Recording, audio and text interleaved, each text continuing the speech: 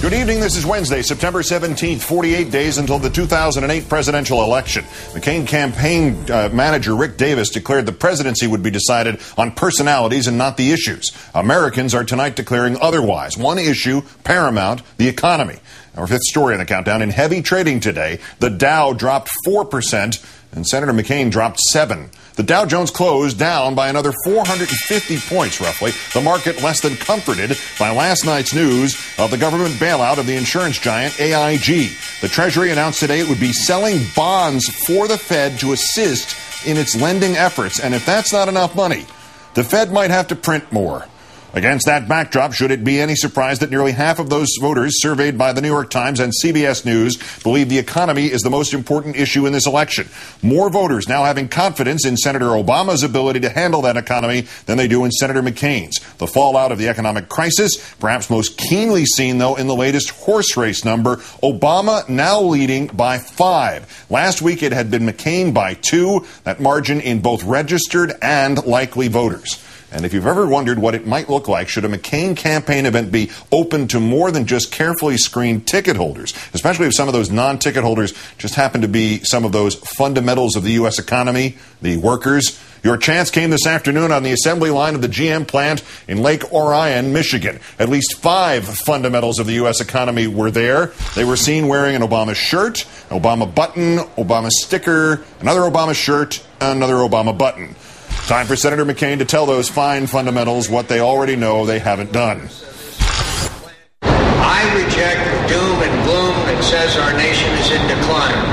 America's best days are ahead of us. I want to assure the great employees here, I want to assure them that I have faith and confidence that they're the greatest workers and the backbone and the fundamental of America's economy. It's not your fault. Okay, thanks. As for how it ended, we resumed the McCain campaign event already in progress. I thank you very much. Thank you all.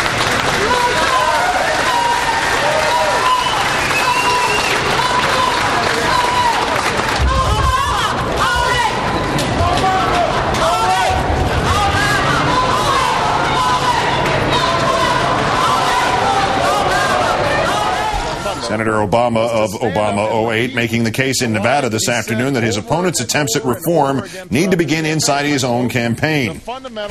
Yesterday, John McCain actually said that if he's president, he'll take on, and I quote, the old boys network in Washington. I'm not making this up. This is somebody who's been in Congress for 26 years, who put 7 of the most powerful Washington lobbyists in charge of his campaign. And now he tells us that he's the one who's going to take on the old boys network. The old boys network. In the McCain campaign, that's called a staff meeting. Time now to call in our own Richard Wolff, also, of course, senior White House correspondent for Newsweek magazine. Richard, good evening.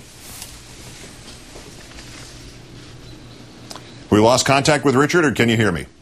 I can hear you. All right, there you hear are. Me? Yes, now we've got it together. Some of the other internal numbers in that New York Times poll tonight. White women now for Obama by 2 points, which sounds like a virtual tie, and it is. But last week, it had been McCain by 19. Did the economic crisis just get in the way of the McCain plan to Palin his way to the White House? Well, I think we've seen a couple of things. First of all, the swing to McCain was exaggerated. That 19-point lead among white women wasn't actually tracked by many other polls. It really came out of one, which was an ABC number.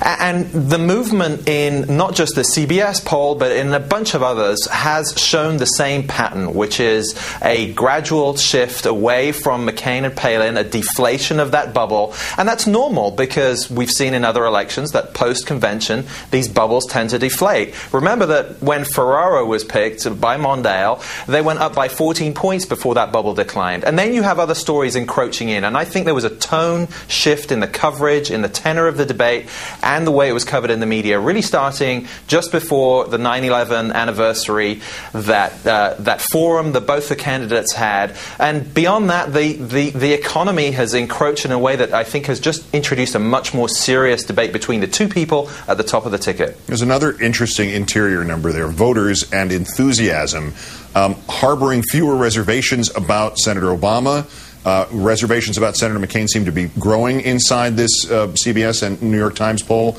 There has been criticism throughout Obama not able to close the deal. That went through the primaries, that's gone through the first part of the election. Is there evidence that he's erasing doubts in voters' minds, or are those numbers also reflective of the deflation of a post-convention bounce for the GOP?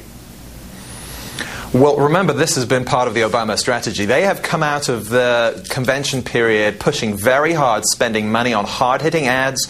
You've got the candidate landing zingers every day. This is an aggressive, robust, and sometimes negative push by the Obama campaign. They are trying to raise doubts about McCain, and it's been effective in much the same way that McCain spending money on negative advertising was effective. Remember, the bigger track of the Obama campaign was to spend money early on field operation, on the grassroots effort that doesn't show up in the polls. Now they're putting it into ads and spending heavily. It is moving the needle for them. Is it their work, or is this to some degree McCain's work in a negative sense, in so much as, especially in the last couple of days, Obama has rolled out parts of an economic crisis resolution plan, and John McCain has basically said, well, I don't need to tell you anything, just trust me, I'm the guy who can do this. Is it more about McCain, or is it more about Obama?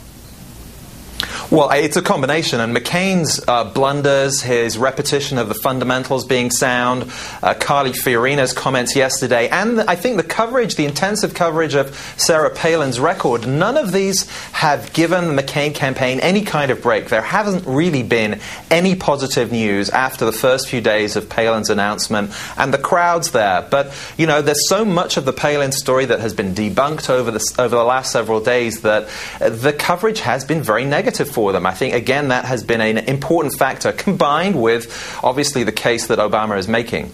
And lastly, the videotape from the GM plant. Those seem to be the sort of mistakes that a campaign makes when there is a crisis. Is that the sense with the McCain campaign? They put their guy out, and as he's working his way through the crowd, an Obama chant begins? Yeah, the problem here at this stage, especially going in the last few weeks of the general election, is the unpredictable moment. It'll happen in the debates. It's happening now, especially with a campaign that is so tightly scripted as McCain and Palin have been in recent days. So yes, this kind of moment can crystallize what people are already thinking. Richard Wolff of Newsweek and MSNBC, as always, great thanks, and particularly today, happy birthday. Thank you, Keith.